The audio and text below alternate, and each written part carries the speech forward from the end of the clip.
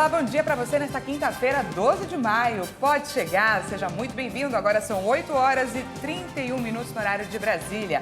Você confere aqui na RIT o que é notícia no Brasil e no mundo. Novo ministro de Minas e Energia fala em desestatizar a Petrobras.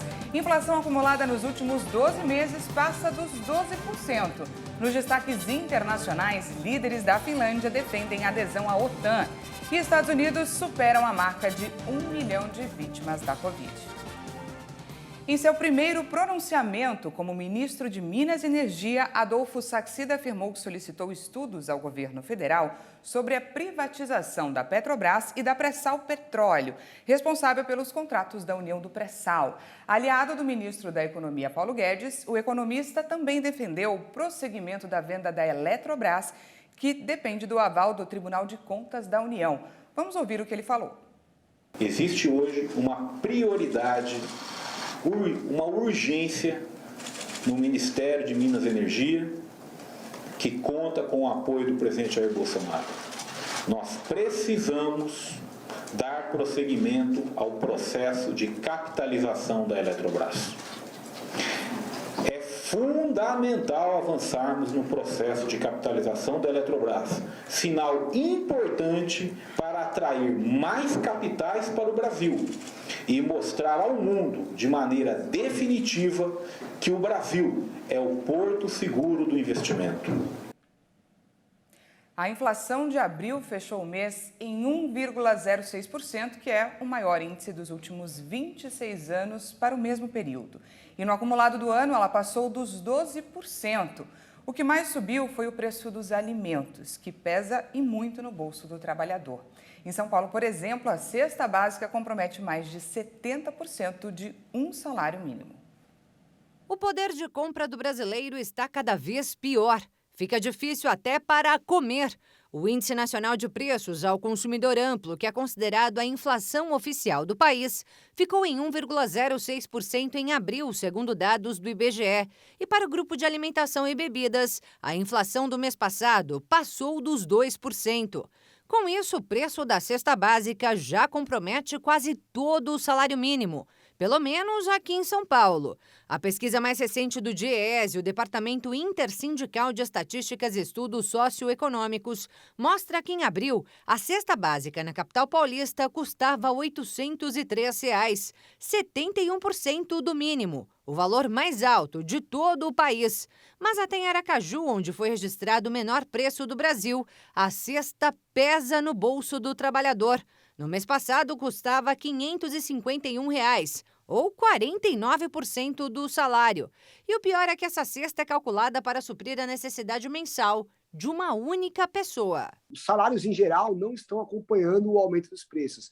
E quando a gente fala de uma pessoa que tem maior parte dos gastos com cesta básica, isso é ainda mais forte, ainda mais claro, né?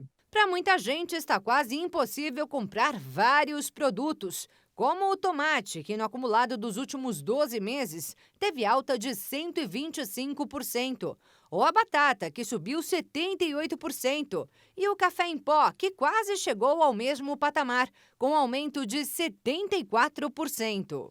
De 13 alimentos analisados pelo DIEESE, 12 apresentaram altas expressivas. Então quer dizer que a inflação está difundida por todos os produtos, né?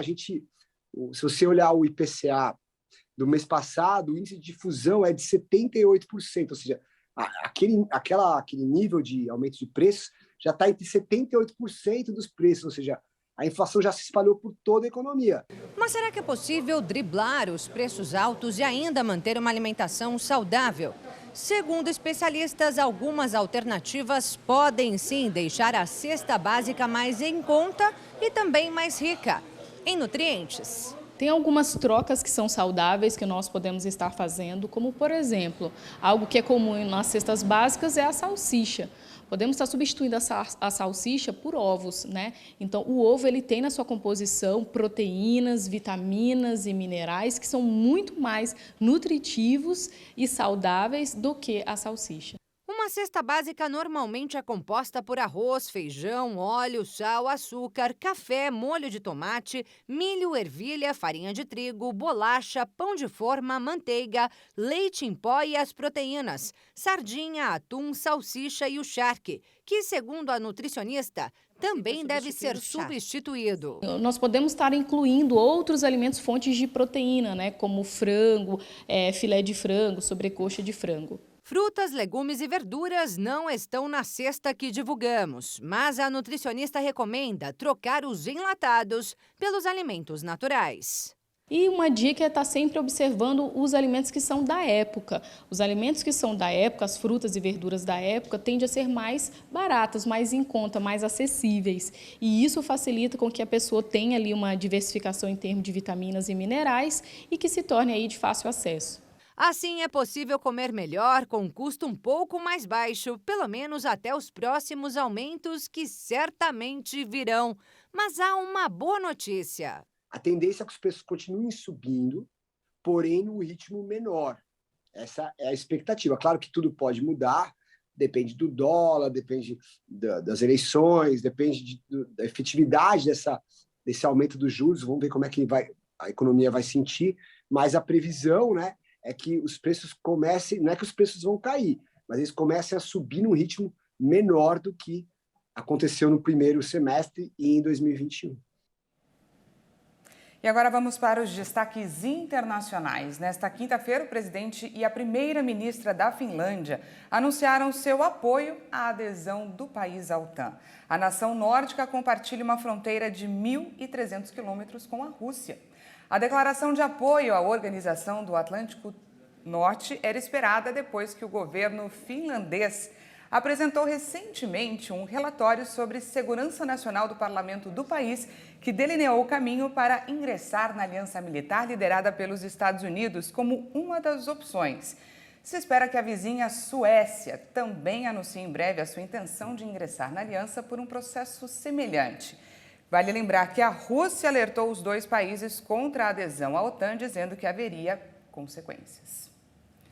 E a gente vai para o intervalo e no próximo bloco você vai ver que os Estados Unidos já registraram mais de 1 milhão de vítimas da Covid. E ainda, depois do sucesso em 2021, a Copa Graça de Futebol Society, edição 2022, já começou. Nós voltamos já.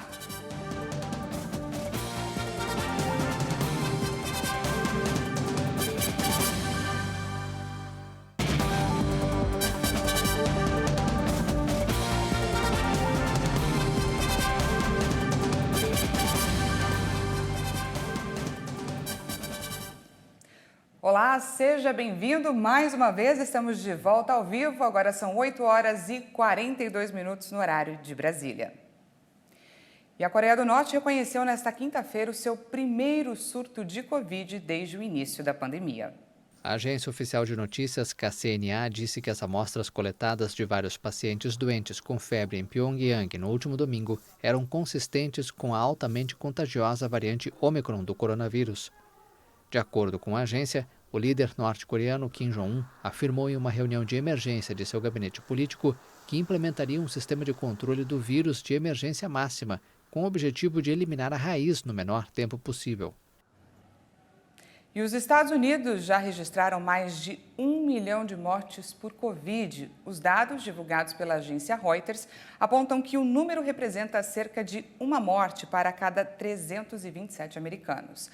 Ao todo se fala em 6 milhões e 700 mil mortes confirmadas no mundo.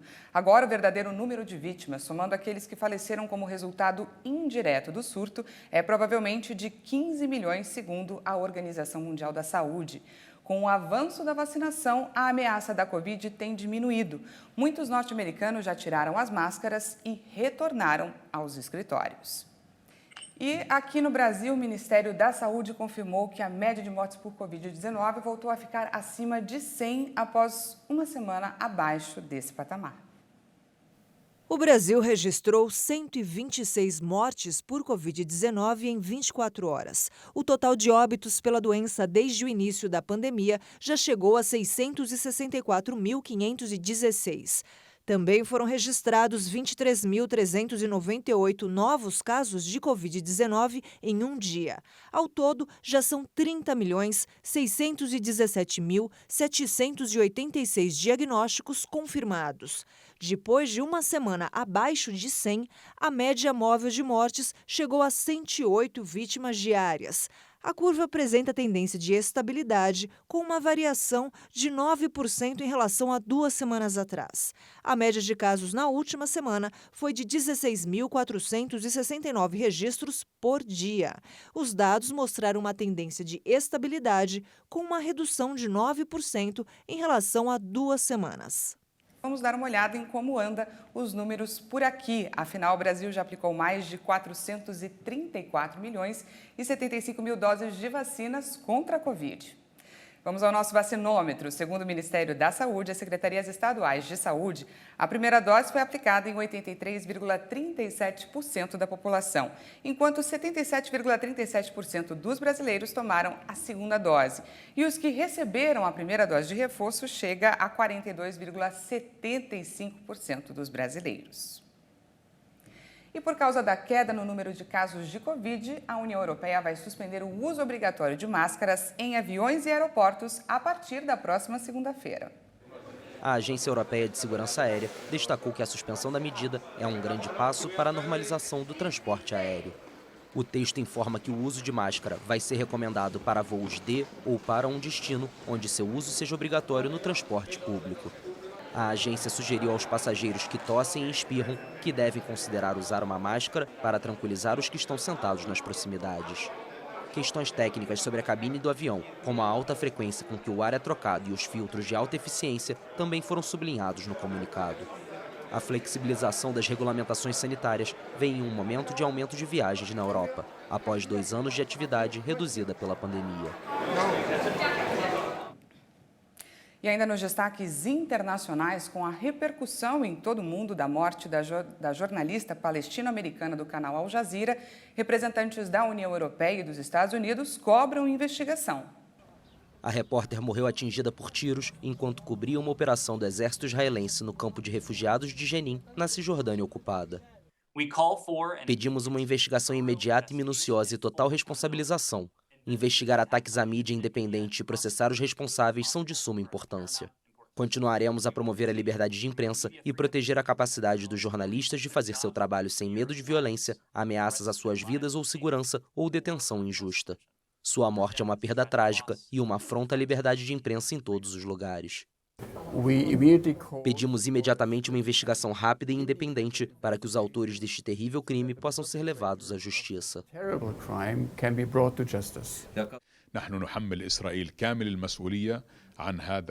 Responsabilizamos Israel plenamente por este assassinato, através do qual pretendia apagar a liberdade de expressão e a realidade que Shirin Abu Akleh e seus colegas transmitem ao mundo sobre os crimes da ocupação em Jenin, Jerusalém e em todos os territórios palestinos.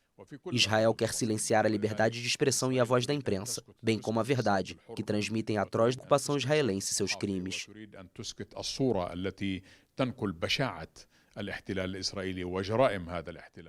Em Ramallah, milhares de palestinos enlutados carregaram o corpo da jornalista durante o funeral. O grupo era composto por quem acompanhava o trabalho da repórter e muitos colegas de trabalho.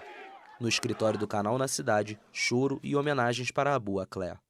Na sede da Al Jazeera, em Doha, no Catar, o dia foi de tributos para a palestino-americana.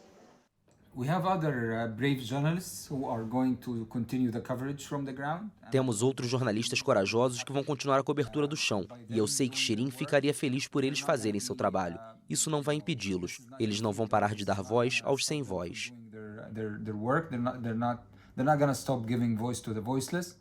A morte de Abu Akleh ocorreu em um momento de grande tensão entre israelenses e palestinos, um ano após a última guerra entre Israel e o movimento islamita Hamas. Desde 22 de março, Israel foi alvo de vários ataques que provocaram as mortes de pelo menos 18 pessoas. Como resposta, forças israelenses fizeram operações na Cisjordânia ocupada, deixando um saldo de 31 palestinos mortos.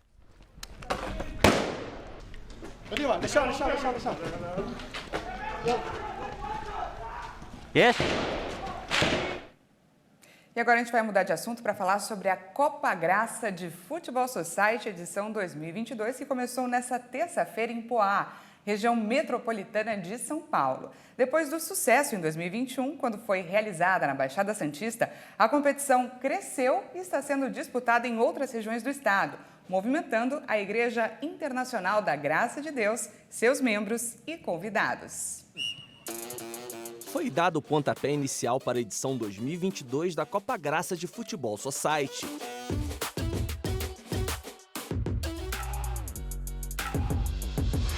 O torneio, que reúne equipes formadas por membros da Igreja Internacional da Graça de Deus e convidados, promete movimentar o estado de São Paulo. Os atletas que participam da competição falaram de suas expectativas para a disputa deste ano. Que seja um campeonato sadio, né? Que todo mundo veio aqui para participar, né? Claro, a gente quer ganhar, mas a gente está aqui para participar também. Se Deus preparar que a gente seja campeão, vai ser pela vontade de Deus. A gente foi um dos primeiros a receber o convite. E a gente sempre jogava fora, tipo assim, dia de segunda-feira, sempre teve o nosso fute marcado lá na nossa região. E a gente sempre jogava. E se a gente joga pro mundo, né? Porque a gente não pode jogar aqui, né, na igreja, se divertindo. E as minhas expectativas é que a gente consiga, né? Ganhar, chegar na final, na semifinal. Se Deus quiser, Deus vai preparar. Porque, né, a gente quer ganhar, mas a gente também tem que ter a consciência de que do outro lado também tem um time que quer ganhar da gente. Cada um dá o seu esforço máximo.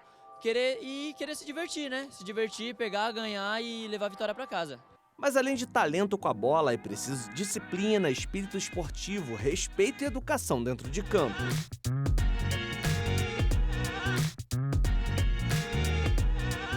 Esta é a segunda edição da Copa Graça e depois do sucesso de 2021, quando foi disputada lá na Baixada Santista, o torneio cresceu neste ano. O pastor da Igreja Internacional da Graça de Deus, Newton Bento, é o coordenador da competição e explica as mudanças em 2022. A Copa Graça começou ano passado com um projeto do deputado Davi Soares e do Daniel Soares, pessoas que são apoiadoras do esporte, né? E começamos com 21 equipes na Baixada Santista, tendo sido campeão Jardim Quarentenário de São Vicente. E agora cresceu, né? Na Baixada Santista, aqui no alto do Tietê, na região central de São Paulo, São José dos Campos e por aí afora vai. Então, assim, se espalhou por São Paulo inteiro, Ribeirão Preto, Franca. O deputado federal Davi Soares, que é idealizador e apoiador da Copa Graça, também demonstrou entusiasmo com o evento esportivo. Quero aqui cumprimentar a todos e convidar, nós estamos começando nesse mês, agora nessa semana, o campeonato das igrejas da Graça de Futebol do estado de São Paulo. Você é convidado a participar aí, não simplesmente pelo jogo, é o momento da interação, de se aproximar junto. O futebol, além de esporte, o futebol é um momento de interação, um momento aí de criar amizades. Então você é muito bem-vindo a participar, vamos divulgar aí. Tem todo o meu apoio, juntos estaremos e em breve também estarei jogando com vocês aí. Forte abraço a todos, parabéns pelo campeonato de futebol. Então fique atento, ainda dá tempo de participar da Copa Graça de Futebol Society. Alô galera, Copa Graça da Hit TV, vamos lá!